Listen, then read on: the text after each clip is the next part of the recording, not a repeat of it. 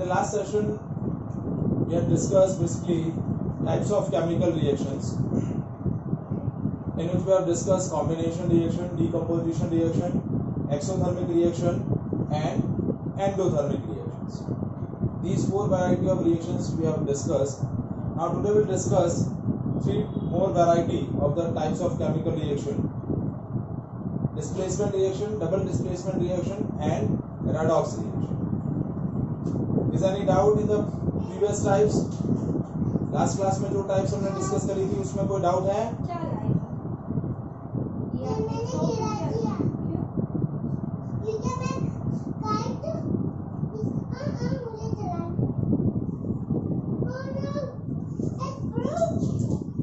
हाँ बोलिए.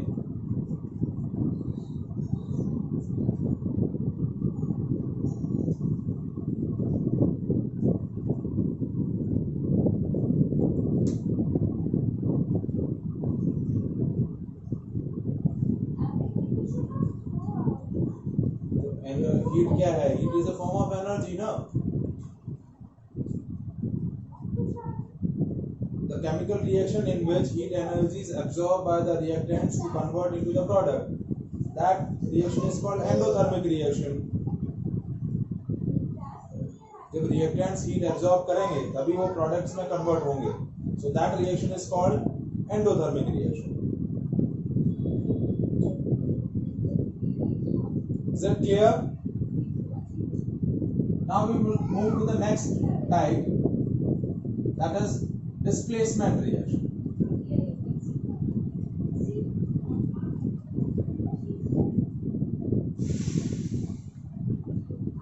Displacement reaction. What is displacement reaction? A chemical reaction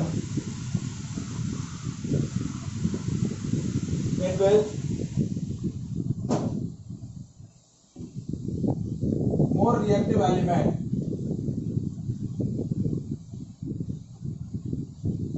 displaces the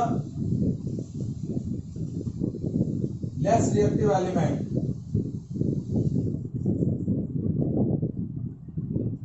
from its solution.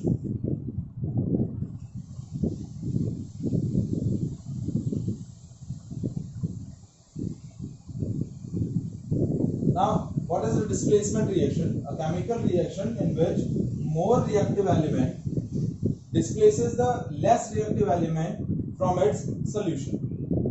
मतलब जो ज्यादा रिएक्टिव एलिमेंट है वो अपने से कम रिएक्टिव एलिमेंट को उसके सॉल्यूशन से क्या कर देगा? डिस्प्लेस कर देगा. Now example, suppose when the iron nails react with copper sulfate solution, aqueous solution of copper sulfate is blue in color, so iron is more reactive than the copper, so iron displaces the copper from its solution and it will form a solution of ferrous sulfate and deposit the copper at the bottom. So now ferrous sulfate is formed, so the solution changes color from blue to pale green. So that change in the color indicate the reaction is to be occur. ये जो colour में change हो रहा है ये आपको क्या बताएगा कि रिएक्शन प्रोसीड हुआ है. सॉल्यूशन का कलर ब्लू कलर से पेल ग्रीन में कन्वर्ट हो जाएगा और ये जो कॉपर होगा that will be a reddish brown. So that copper will be deposited over the iron nails. तो जो iron nails ग्रेइश कलर की होती हैं वो किस में कन्वर्ट हो जाएंगी? Brown colour, reddish brown colour में कन्वर्ट हो जाएंगी. तो basically what happened here, this more reactive element displaces the less reactive element from its solution. ये जो आयरन है वो कॉपर को उसके सॉल्यूशन से डिस्प्लेस कर रहा है. Now I am taking one more example, like when aluminium is react with copper sulfate solution, or suppose if I am taking another solution like ferrous sulfate. When the aluminium is react with the ferrous sulfate solution, now ferrous sulfate solution is pale green. So now aluminium displaces the iron from its solution and it will form aluminium sulfate and deposit the iron at the bottom. तो aluminium क्या कर रहा है? Iron को displace कर रहा है. सो ये जो फेरस सल्फेट सॉल्यूशन है which is pale green colour, it will change its colour from green to colourless, and colourless solution is of aluminium sulphate. तो सॉल्यूशन का आपका जो रिएक्शन है उसके अंदर सॉल्यूशन का जो कलर है वो चेंज हो रहा है। तो ये जो चेंज है ये आपका क्या करेगा, रिएक्शन को बताएगा कि डिस्प्लेसमेंट रिएक्शन प्रोसीड हो रहा है। Is it clear?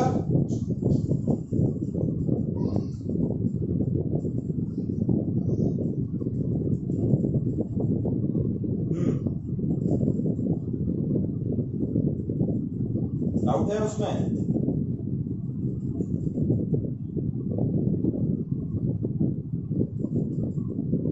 हाँ, अब देखिए इसमें कोई डाउट है किसी को?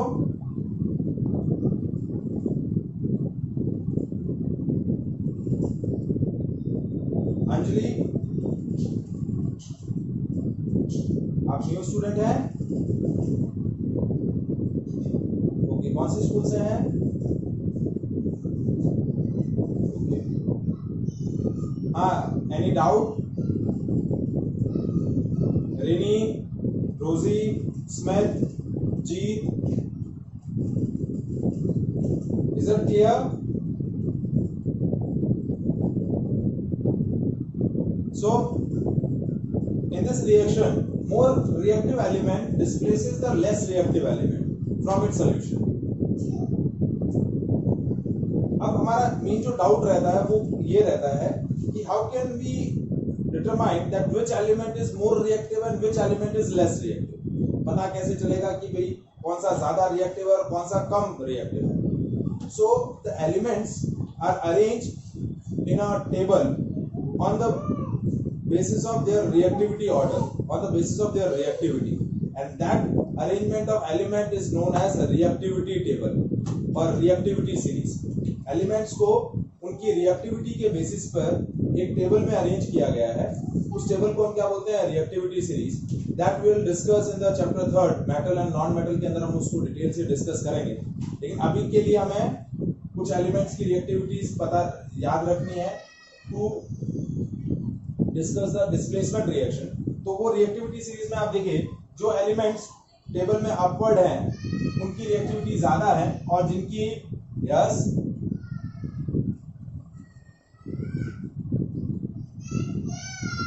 एक सेकंड अभी आ रहा है, एक सेकंड चालू।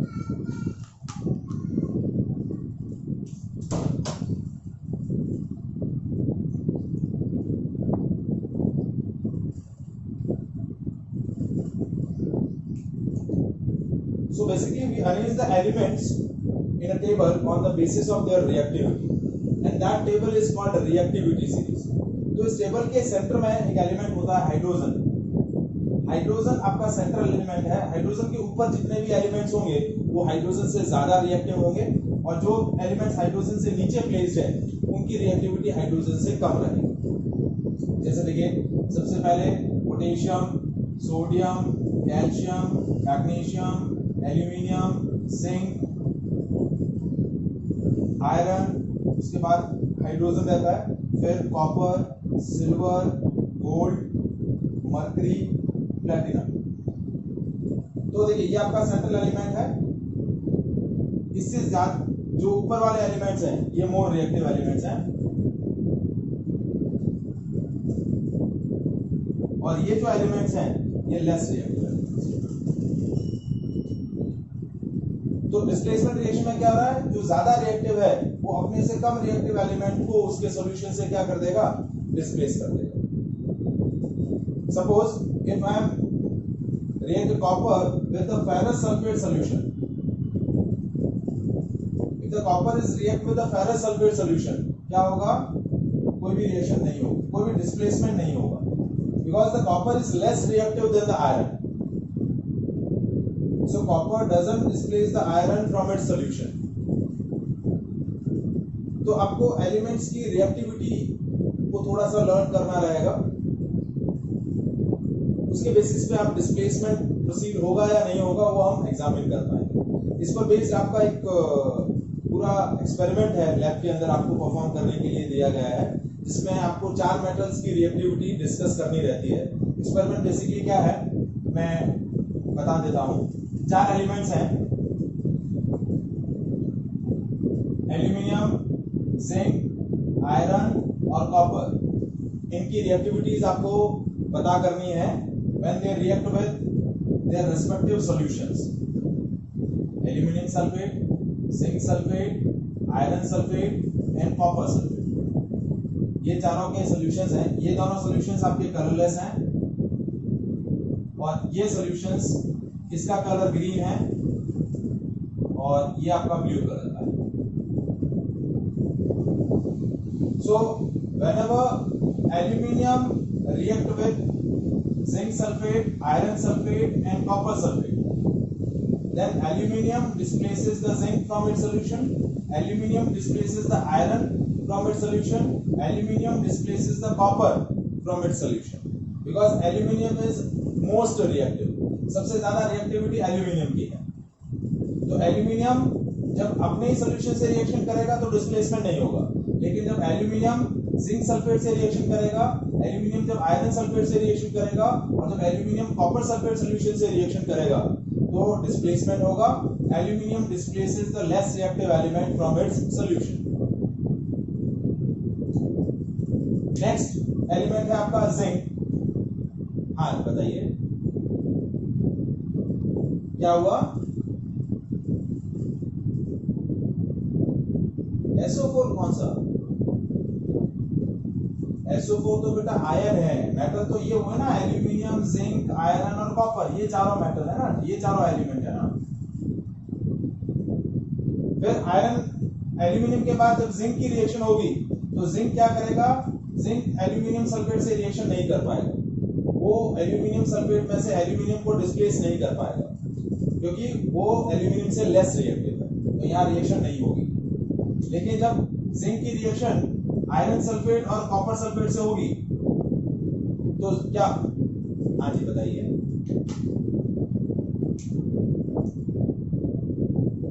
What happened?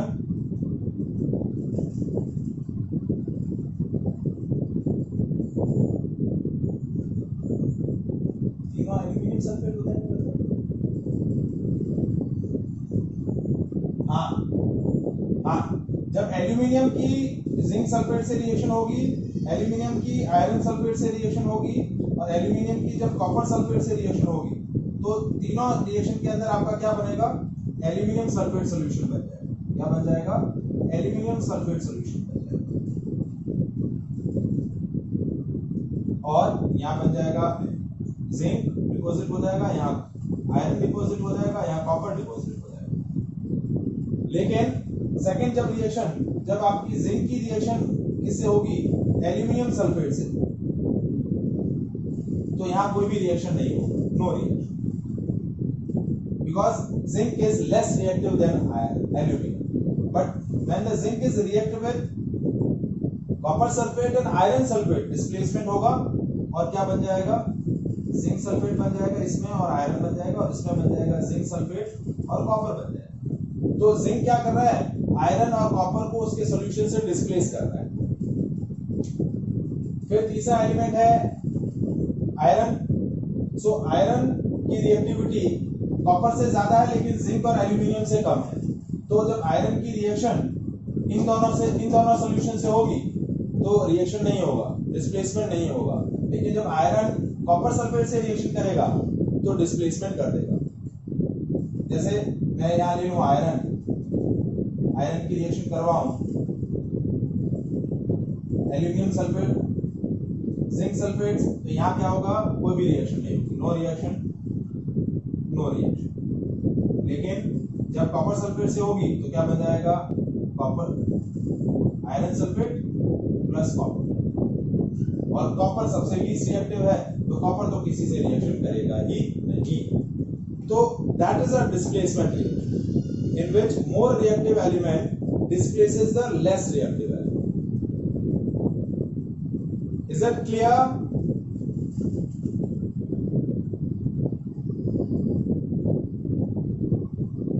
जी समझ में आया?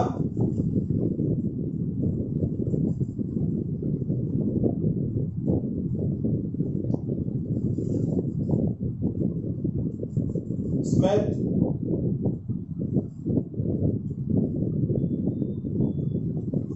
चलिए now we will move to the next type of reaction.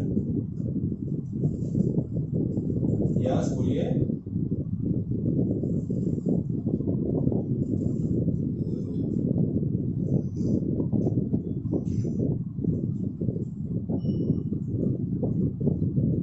आप अपने डाउट्स बता दीजिए, मैं अरेंज कर दूंगा लेक्चर.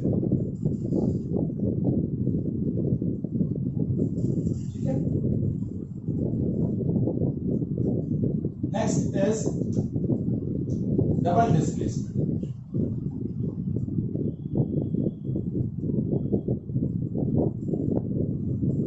देखिए, इससे पहले जो हमने डिस्कस किया वो था single displacement.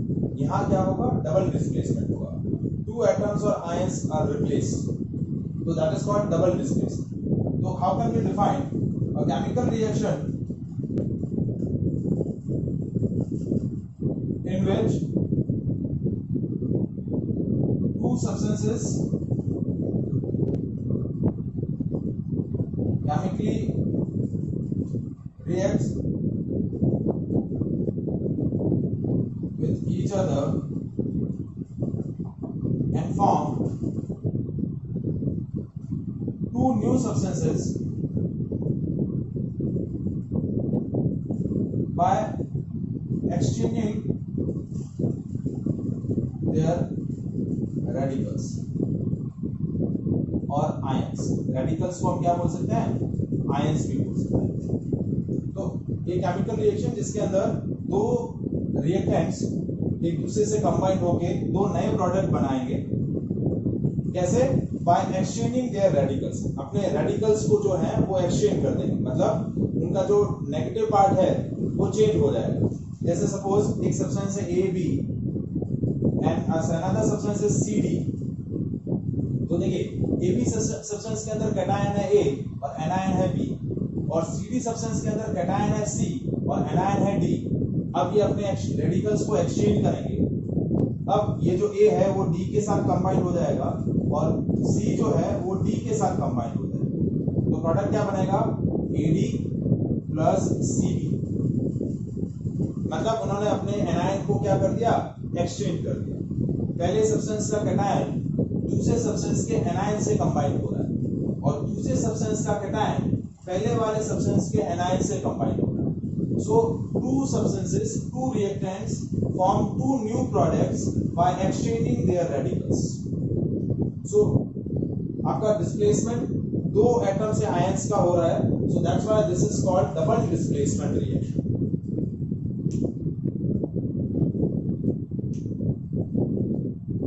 Now we are taking a suitable example. जैसे देखिए, for example, aqueous solution of barium chloride react with the aqueous solution of sodium sulfate. Now when these two substances, their aqueous solutions are react with each other, what will happen? They exchange their radicals. Barium react with the sulfate, it will form barium sulfate and sodium chloride. क्या बनेगा? barium sulfate बनेगा और sodium chloride बन जाएगा.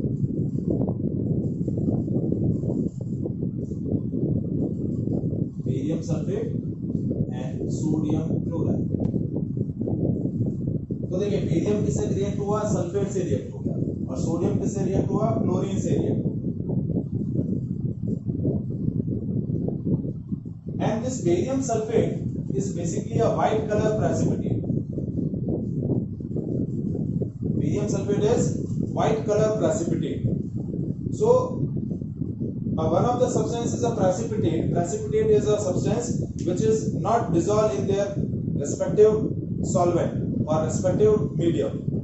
Partially soluble होता है, completely soluble नहीं होता है, वो dissolve नहीं होता, वो bottom में settle हो जाता है. So that is called a precipitate.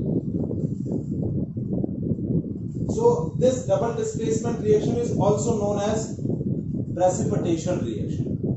इसी double displacement reaction को हम क्या बोल देंगे? Precipitation reaction. So precipitation reaction is one of the special kind of double displacement reaction. एक तरीके का वो क्या हो गया? डबल डिस्प्लेसमेंट रिएक्शन हो गया।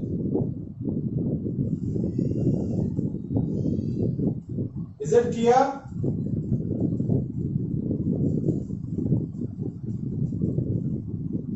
देखिए, one more example I am taken in the precipitation reaction.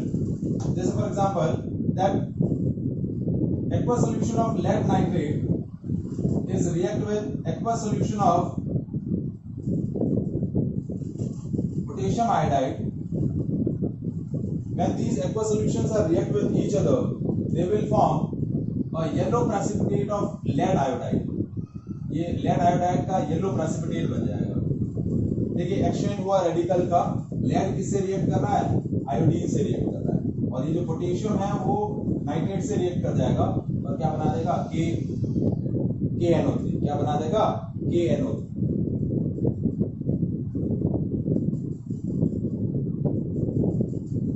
अभी दिख रहा है?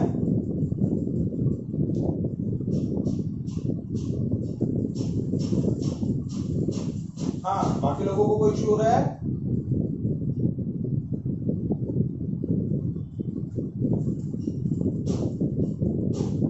So this is a precipitation reaction. कैसी रिएक्शन हो गई ये? Precipitation reaction.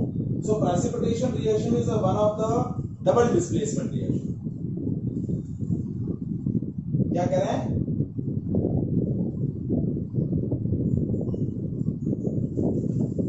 बेटा अपोजिट आयन से रिएक्ट करेगा ना, सेम आयन से कैसे रिएक्ट करेगा? पॉजिटिव पॉजिटिव तो रिपेल करेंगे ना बेटा।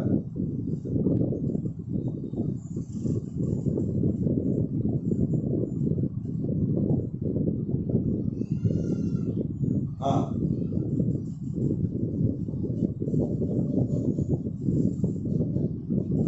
मतलब देखिए, ये कैटायन है, ये कैटायन इसके एनायन, देखिए ये पॉजिटिव आयन है, ये इसके नेगेटिव आयन से कनेक्ट होगा ना, और ये पॉजिटिव आयन इसके नेगेटिव आयन से कनेक्ट होगा। पॉजिटिव पॉजिटिव या नेगेटिव नेगेटिव तो कनेक्ट हो नहीं पाएंगे ना, क्योंकि वो तो अपोजिट सेम आयन है, तो सेम आयन तो रिपेल करते हैं।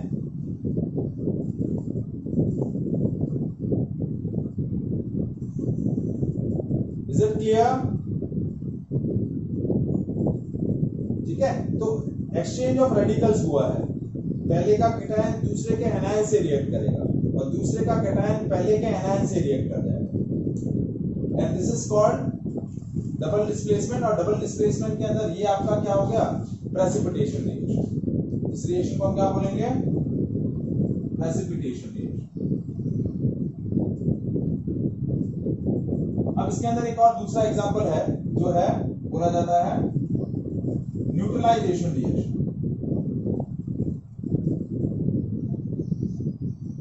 तो न्यूट्रलाइजेशन में क्या होता है? When acid is react with the base and form a salt and water, so that process is called neutralization. तो देखिए, यहाँ पर भी डबल डिस्प्लेसमेंट होगा। एक एसिड ले रहा हूँ HCl,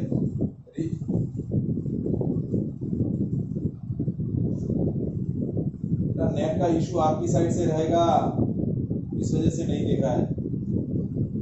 बाकी लोगों को कोई इशू हो रहा है?